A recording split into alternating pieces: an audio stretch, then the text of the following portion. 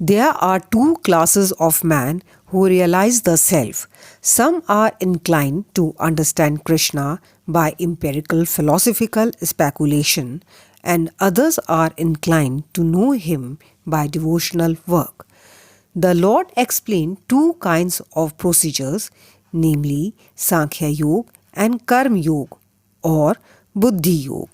Sankhya Yoga or analytical study of the nature of spirit and matter is the subject matter for persons who are inclined to speculate and understand things by experimental knowledge and philosophy. This Buddhi Yoga is to depend entirely on the Supreme, or more specifically on Krishna, and in this way all the senses can be brought under control very easily. Therefore, both the yogas are interdependent as religion and philosophy. Religion without philosophy is sentiment or sometimes fanaticism, while philosophy without religion is mental speculation.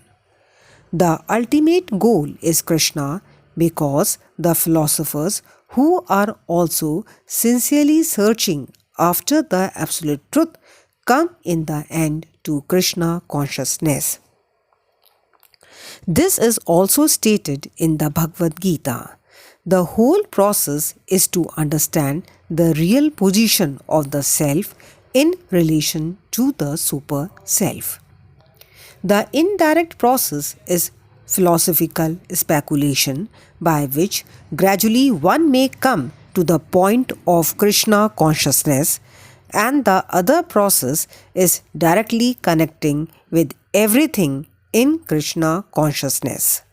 Of these two, the path of Krishna consciousness is better because it does not depend on purifying the senses by a philosophical process. Krishna consciousness is itself the purifying process, and by the direct method of devotional service, it is simultaneously easy and sublime. If someone takes to the transcendental service of the Lord, even without discharging his prescribed duties, whatever he may be able to advance in the cause is accepted by the Lord, Buddhi Yoga. Even a slight performance of such a principle enables one to overcome great difficulties.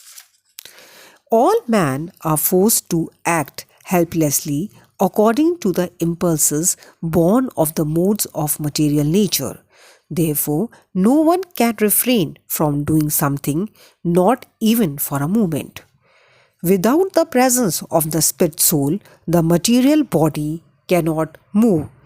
The body is only a dead vehicle to be worked by the spirit soul, which is always active and cannot stop even for a moment.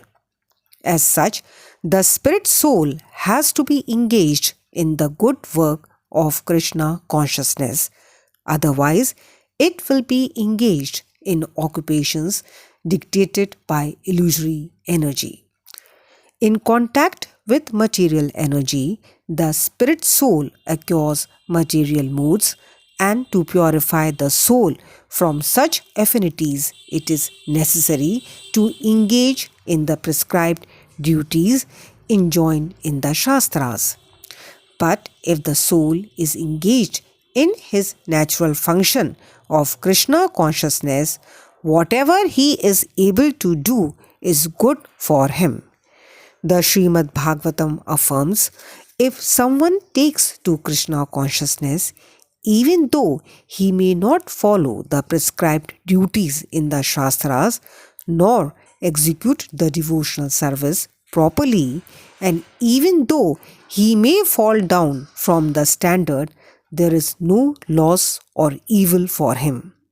But if he carries out all the injunctions for purification in the Shastras, what does it avail him if he is not Krishna conscious? So, the purificatory process is necessary for reaching this point of Krishna consciousness. Therefore, sannyas or any purificatory process is to help reach the ultimate goal of becoming Krishna conscious, without which everything is considered a failure. There are many pretenders who refuse to work in Krishna consciousness but make a show of meditation while actually dwelling within the mind upon sense enjoyment. Such pretenders may also speak on dry philosophy in order to bluff sophisticated followers.